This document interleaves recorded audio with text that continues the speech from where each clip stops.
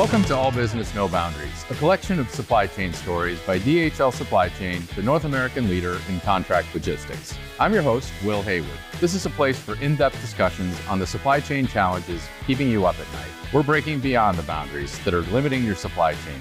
Today's episode is Driving Success, the power of partnership and technological advancements with Cox Automotive. Our guests are Liz Crespo, Senior Director of Strategy and Carrier Design at Ready Logistics, a Cox Automotive brand, and David Hillson, Director of Transportation Solutions at DHL Supply Chain. Let's dive in. All right, well, welcome and good morning. Glad to have both of you here today, and we'll start like we normally do with introductions. If you could please tell me what your name is and who you work with and what your role is there. And then we'll get going into the conversation. So Liz, how about you first? Hey, good morning. Thanks for having me. It's a pleasure to be here. Liz Crespo. I am the Senior Director of Strategy and Carrier Design for Ready Logistics.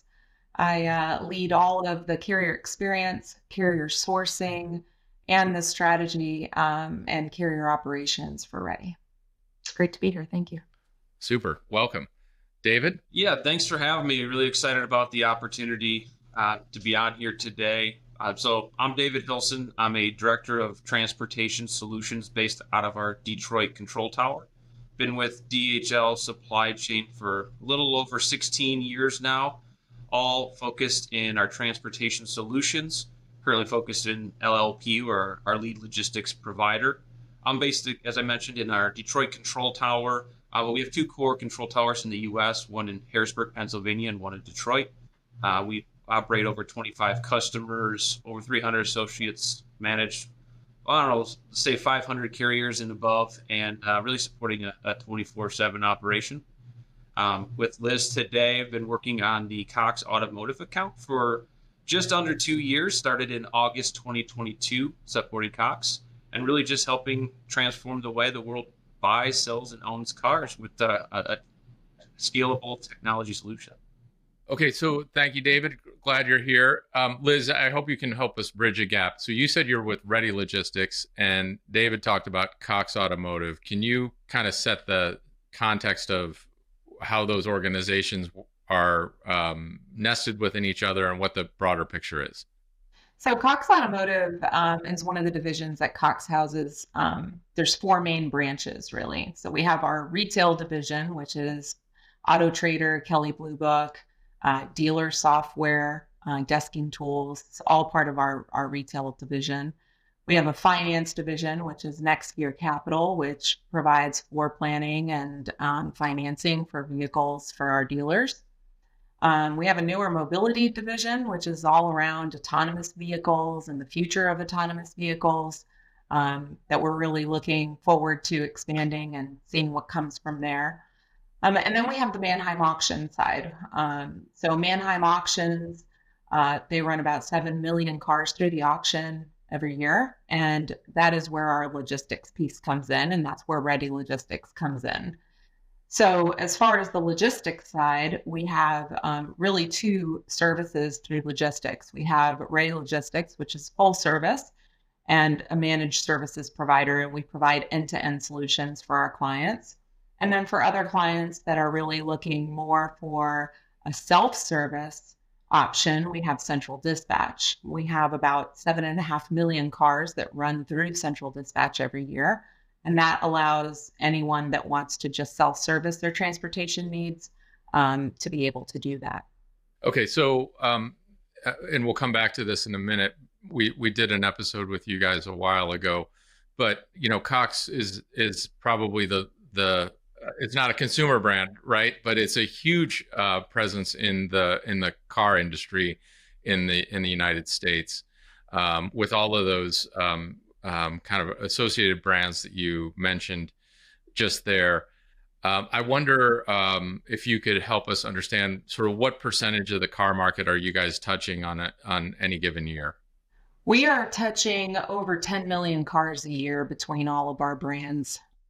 So we talked with you guys in 2020 when DHL was just getting started with Cox Automotive overall. And we promised to do a follow-up episode a year or two after. We're well past that goal, but we're glad to be back with you now. So I wondered if you could start, Liz, and then maybe David, if you could fill in the gaps on what is the nature of the relationship between DHL and Cox Ready. Where did it start and where is it today? In 2019, we started just our initial conversations on the vision and the objectives. What was our main goal at the time? And that was to transform our business from an auto transport broker to a full service managed services provider. We spent a lot of time in conference rooms doing deep dive meetings. And the very first topic was, how do we bridge the gap between freight and auto transport? There was a big difference between the freight side that DHL is so great at and the auto transport side, which we were really good at. And we needed to understand what those nuances were. We spent a lot of time trying to put square pegs in round holes. And we really needed to understand how we were going to take a system geared towards parcel and freight and optimize it to support whole vehicles and all of the exceptions that go with it. Pretty soon after we started having these meetings is when COVID hit, and we were forced to regroup and shift. And now we are trying to learn all these things together in a completely virtual world, which just added some challenge to it. But we really found a way to unite and collaborate and understand each other.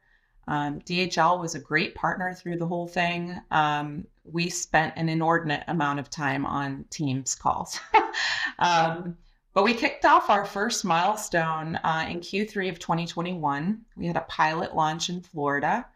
From there, we continued our regional rollouts throughout the end of that year. This was a massive effort. I mean, we re-platformed our entire transportation management system, our entire business, and that doesn't come without its challenges. So we decided in Q1 of 22 to pause, and we made a conscious effort to go slow, to do it right, and then go fast later. DHL was a great partner, understood what we needed to do, the importance of getting it right versus going fast. And so they were very patient and we worked really well together. By Q2 of 2022, we were able to restart our regional rollouts and ended up with our national client rollouts. And we completed the full cutover by the end of 22. I think we built a very solid foundation for us to be able to grow on. And since then, we've had so many iterations. Now it's just ideation and implementation is what's happened over the last year or so. We've been able to provide our clients with a portal that allows them to self-service. They have insights into their inventory, reporting. They're able to escalate through there. They're able to track and trace. These are all tools that we never had before. Our carriers, which I'll get into probably a little later, with our sourcing capabilities, our load optimization capabilities, and just the automation that comes with DHL's technology that allows us to be less heads down and more heads up and be able to manage our business better. So it has been a long journey, but it's been a great journey. And I think we have just made some incredible progress through the years. So we're very excited about where we are and where we're going. Terrific. David, from your chair, describe the same journey. It's a lot of the same messaging, which is fantastic. And one of the big parts of the journey, in order to be able to kind of bridge the knowledge that Ready had with the auto transport and align that with DHL's expertise with our people, processes, and technology, it really was around communication and collaboration. And even Liz, I think you're understating even a little bit of how many folks on both sides were getting together and putting a lot of time and effort to make this the best solution and make it a scalable solution. It wasn't just a a one-time shop. We wanted to make sure we had a good base to be able to grow as the business grew. I want to go back on a couple of things that each of you said. So Liz, you had described going from freight to auto transport. Now, I'd like you to spend a little more time there, kind of explaining what that means, because it is sort of a specialized. It's not like sending a box, right? You're sending a car, and so maybe I'd ask it this way: what was it like before, and then what did you sort of enter into the DHL discussions with, and what is it like now? Sure. So it's interesting because we had a joke during those deep dive meetings that, we're not moving boxes with wheels. That was a big joke. There's a lot of nuances in auto transport compared to freight. One of the things that, is most front of mind is most freight, you're bumping a dock, right? Your truck driver's backing up to a dock. They're loading his truck. He's driving to the next dock, bumping that dock, and he's unloaded. Auto transport is so labor intensive. You've got carriers that have to go out to, let's just say, a 900-acre auction to find a car. It could be buried in snow. It could have a dead battery. It could have flat tires. It could be buried behind 20 other cars. It is a much different animal. And so when we're talking about, DHL introduced dwell times and, load optimization and, hours of service that we could get this many cars along the route. Well, are we accounting for the fact that that guy could run into all of these issues at one of those locations? And how are we going to properly manage dwell time and that sort of thing when we're not clear on what they're going to face when they get to the pickup or drop location? There are times that we get vehicles that are completely burnt to the ground. That's just a chassis of a vehicle, and we're expected to move that. So there's a lot of nuances. And then it's a big exception world, which is, I think, a little different than freight as well. There was a big aha moment when the DHL team realized, when we were trying to explain, here are all the reasons why a vehicle can go on hold. Client rules, state rules, repo rules.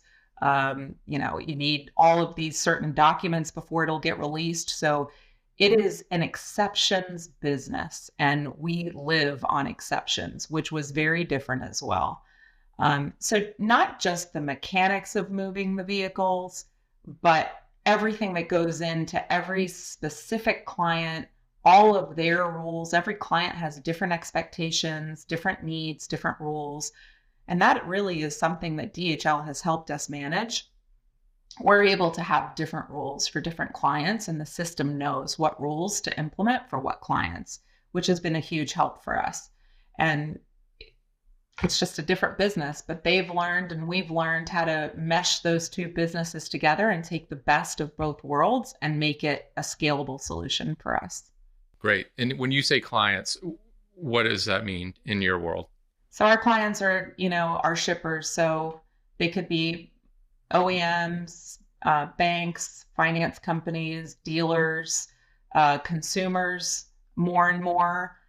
So pretty much anybody that needs to move a vehicle. The majority of our vehicles that we move is for our auctions for Mannheim, but we, have a wide range of clients that we move for. So David, tons of complexity I'm hearing, and we do business with a lot of different types of shippers, many of which don't have that level of complexity, even close.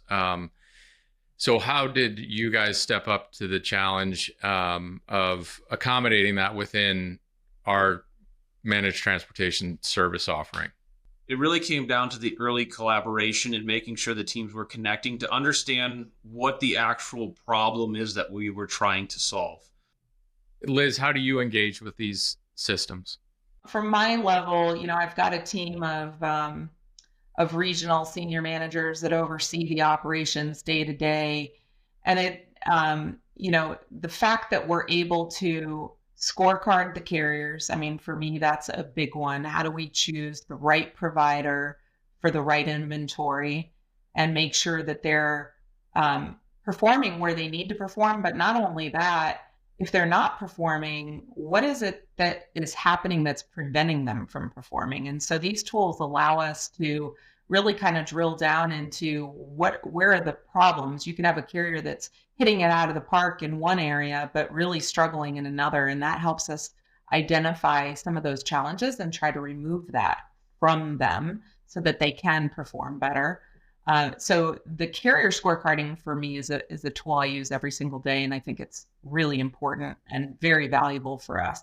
The other one is the team member performance and our client performance. So we're able to drill down into very specific steps of the order creation, order verification, until it becomes a shippable order. Where are we struggling? And are we struggling with certain clients, or is it across the board? Where do we need to get better? I mean, we literally have a vehicle life cycle dashboard that tells us, how are we trending in every aspect of, cradle to grave on those orders. And it really helps us pinpoint where we need to be better or where we're just hitting it out of the park. So all of the tools that we've created together have really given us a leg up on just our visibility, our ability to service our carriers and our customers and provide our team members the tools that they need to be successful as well. And on the carrier question, so, maybe big picture, Liz, if you could describe what a typical carrier looks like for you, and then what this solution has either made better for them or changed in their relationship with you all over the course of the last 3 or 4 years.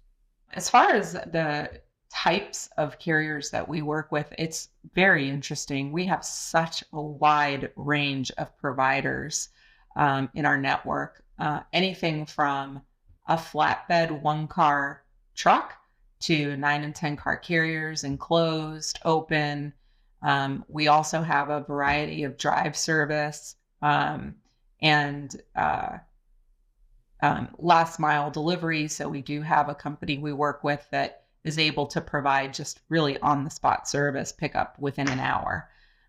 So we've really expanded our network. And now, even more recently, we are really leveraging DHL's network of freight carriers to help us with some of our oversized and specialty units that don't really belong on traditional car haulers. So our network continues to grow and expand, and really it's starting to get into very unique and new areas that we never had before. And I don't know that we would have without DHL's help on that piece of it. So very big network. Yeah, really interesting. And I think complexity is sort of a through line in this whole story. The dealer business, I guess, has grown. We talked about that on a preliminary call we had preparing for this, and you referred to something called the pilot. Can you tell us what that is? Yeah. So, I mean, Manheim is the industry leader in the automotive auction space, and our goal is to provide a suite of services and technology to give our clients that one-stop shop feel for all of their needs. Transportation is a big part of that. We already serve a base of dealers, but we're focused on growing this business by creating an added seamless experience by linking Manheim sales with the delivery needs of the client.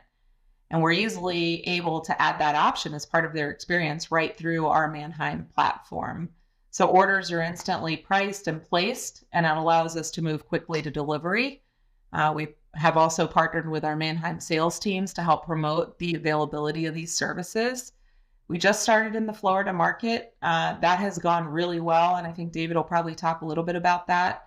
But we're continuing to roll out across the country, and pretty soon we're going to roll out an additional market in the Midwest coming up here in Q3. So we're really excited about the traction that we're gaining and the direction that we're going in with this dealer stuff. Terrific, David. I think she's teed it up nicely for you. Tell us about it from your standpoint. Yeah, from my standpoint, it's extremely exciting. The dealer business is a big part of the volume that my operations team here touches. So anytime you're talking about growing, that just creates opportunity. And when the Ready team had approached us of, hey, we were looking to grow this piece of it, I was extremely ecstatic and excited. And but it really comes back to the communication and collaboration I've been hitting on is being able to be involved early in the process of understanding what's coming forward, right? Having that forward mindset and understanding we're not just getting hit with a bunch of volume and we go, what's going on? What is this? It's that early collaboration of understanding what the goal is, what the intent is, and really how can we support to drive the most success. And so that communication and collaboration early happens. And what we've done with this one is, so far we've seen about an additional 1,300 shipments through May in just one pilot area, and that's just over a couple month period, and I expect that to grow.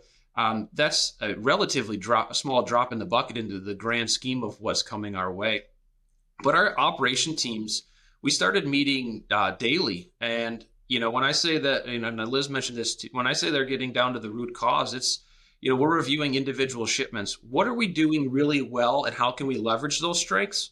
And what are the areas of opportunity that we need to improve on so we can improve that dealer experience or improve that user's experience so we can really drive the best.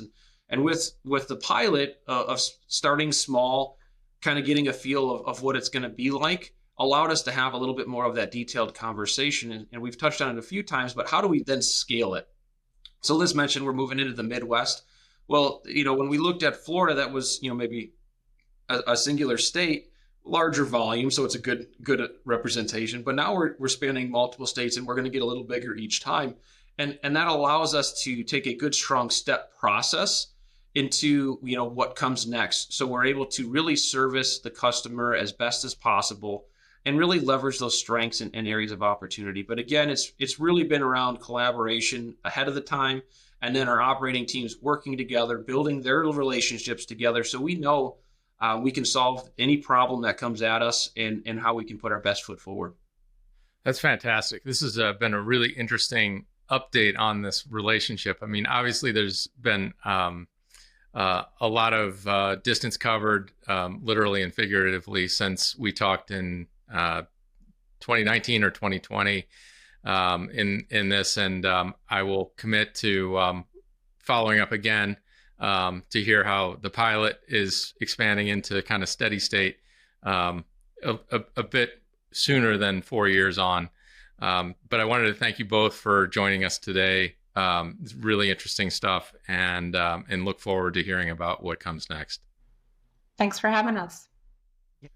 Yeah, appreciate the opportunity. Thanks again, and look forward to the next time. For sure. Thanks both. See you soon. If you enjoyed today's episode, be sure to rate us and subscribe to us on Apple Podcasts, Spotify, or wherever you get your podcasts. You can also re-listen to our entire library of episodes on our website, dhl.com/ABNB podcast. See you next time.